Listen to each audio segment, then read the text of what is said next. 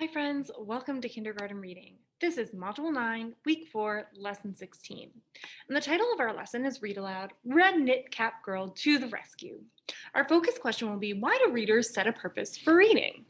So let's jump right in. Today's lesson objective is, today we will set a purpose for reading. We will also identify the characters, setting, and main events in a fictional story. And this is the story we'll be reading today. Red Knit Cap Girl to the Rescue. To rescue someone means to save them from danger or harm. This story is a fictional story, a fictional text. So what does that mean? What do you think we'll be reading about? You're right, it's a made-up story. And that's this book. It's a made-up story and it will include characters, places, and different events. So before we start reading the story together, remember that good readers, they think about the reasons why they want to read before they read the text. Now, don't forget, there are two very common purposes for reading: for fun, to enjoy it, a story, a play, a poem, or maybe to learn new information about a topic or how to do something. Having this purpose, it helps us focus our reading so we know what we want to pay attention to. So we want to make sure that we set a purpose for reading our fictional text before we read it. So, what should be our purpose for reading this fictional text? What do you think? Now, I'm not going to tell you just yet because I want to know what you think. Remember, this book is fiction. So what should be our purpose for reading? In just a second, I'm going to stop this video. I'll tell you to pause and you're going to stop the video. And you're going to go onto Google Forms to tell our purpose for reading. And then you'll come on back to finish the assignment that we have together and to read our story. So let me show you what this will look like on Google Forms. So here we have our purpose, and it said, what should be our purpose for reading this fiction text? Now, the chart's here to remind you, right? Set a purpose. We know that good readers do that for fun, to enjoy it, or to learn something from it. And you'll scroll on down to the bottom with your grown-up and you'll type in your answer. You'll either write for fun or to learn. Now, I'm not going to tell you what I would write because I'm curious to see if you know what the purpose of reading this fictional text will be. So grab your grown-ups to help you type your answer, click on your Google Forms link, and tell me the purpose for reading. Are you ready? Ready, set, pause.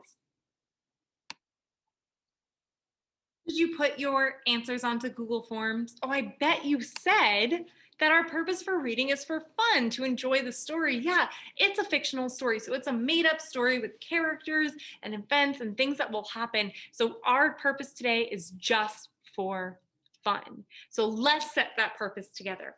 Let's set a purpose to listen carefully and enjoy the story. Are you ready to do that? Here we go.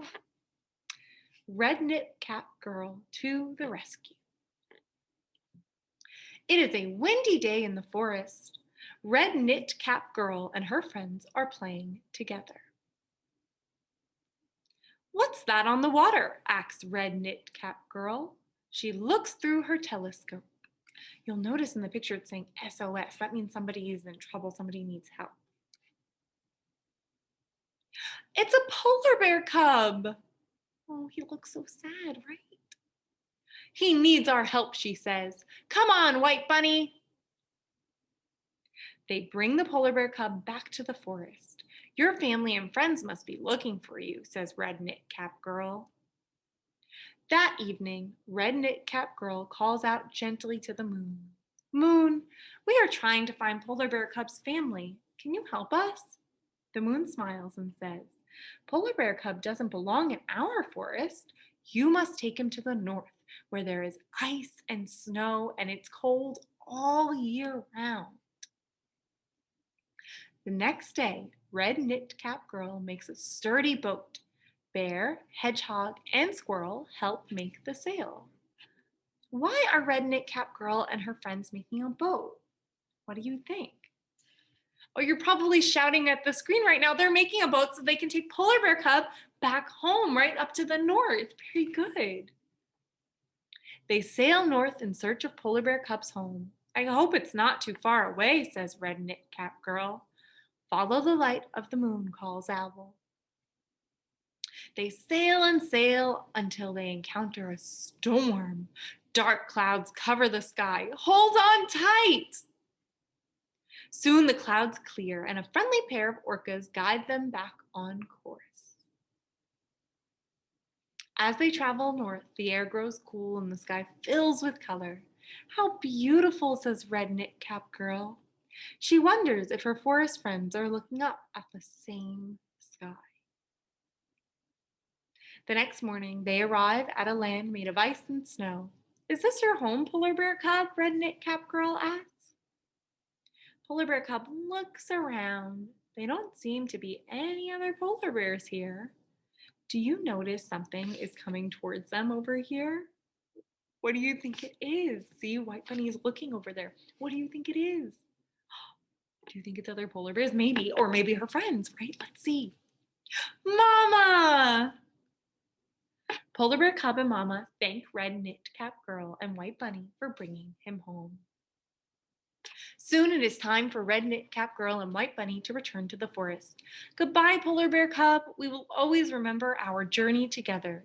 And they flew off into the starry sky. My goodness, what a special story. Red Knit Cap Girl was so brave to rescue Polar Bear Cub, right? So now we've got to think to ourselves, who were the characters and where was the setting of this story? I bet you're already shouting them at the screen. And then what happened? What were the main events? And finally, the last question I want you to answer today is, did you enjoy the story? Because that was our purpose for reading. And what did you enjoy about it? What was your favorite part? I know I really loved the illustrations. They were so beautiful. So that was my favorite part, especially when they saw the night sky and it was all different colors. That was my favorite part. So now that you've got all these questions, I want you to go to your Flipgrid link and answer them for your teacher. Be sure to use full sentences like the characters in the story were. And if you forget some of these questions, use your grown-ups help to scoot this video back and listen to the questions again so that you can answer them together. Good luck, guys. See you soon. Bye.